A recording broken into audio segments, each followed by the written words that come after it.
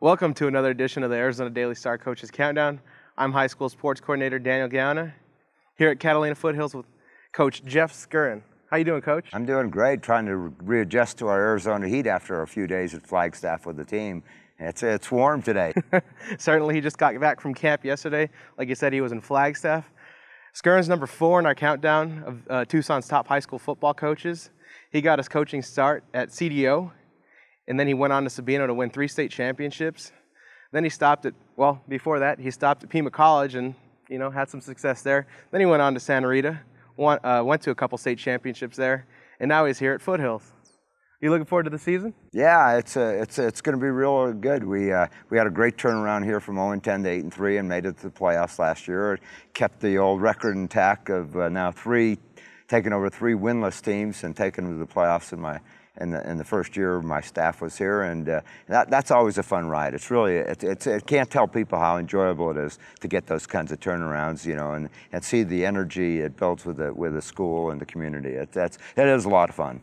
All right, this fall could be another milestone for Coach Scurran. He's only 9 wins away from 200. Do you think he'd get there? Well, I tried not to count those things. Career-wise, you guys count just the Tucson wins, and I've been other places, and college and Europe and Atlanta and Oregon, and you look at a career, and the old Kenny Rogers song comes into play. You never count your money till the dealing's done, and I think that's it. And probably then you're probably too busy in retirement to do that as well. My wife says the only 2 things I've ever failed at is my 2 attempts to retire. So here I am again. All right. I just enjoy the coach, and I enjoy the contact with the kids, and that's what it's all about. Well, certainly, like you said, a lot of success in his coaching career. How about one of your biggest wins, or what do you say is your biggest win, perhaps a few? Well, probably in high school, it was probably when I was at Sabino in our first year in 5A, and in the state semifinals, we knocked off the number 5 team in the nation, Desert Vista, and they had 11 Division I players, and Philip Fulmer was on the sidelines, head coach of Tennessee at the time, and with their prize recruit, the quarterback, and Rate, and we were very, very fortunate, and our kids played great, and we were the first team ever in Arizona history to go from the smaller school to a 10-0 regular season, and then we went all the way to the championship game.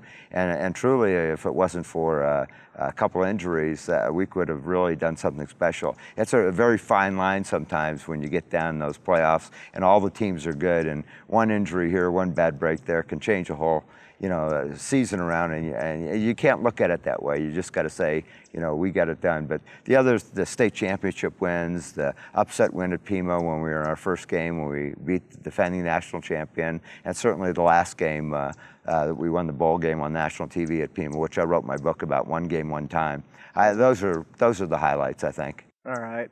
On the other hand, how about one loss that sticks out to you? Yeah, we were, of all the times I've been in the state title game that I've been here coaching in Tucson, 9 times, and the only one time were we favored going in, and we didn't get it done that day. And I think that was probably the most disappointing, because that team could have gotten it done. And we had some unfortunate things occur. We had a death in the team during the season, and things like that, little hidden things can get caught up to you. And Greg Hansen talked to me after the game and asked me, he says, how tough is this? And I says, this is really the worst. Winning's easy.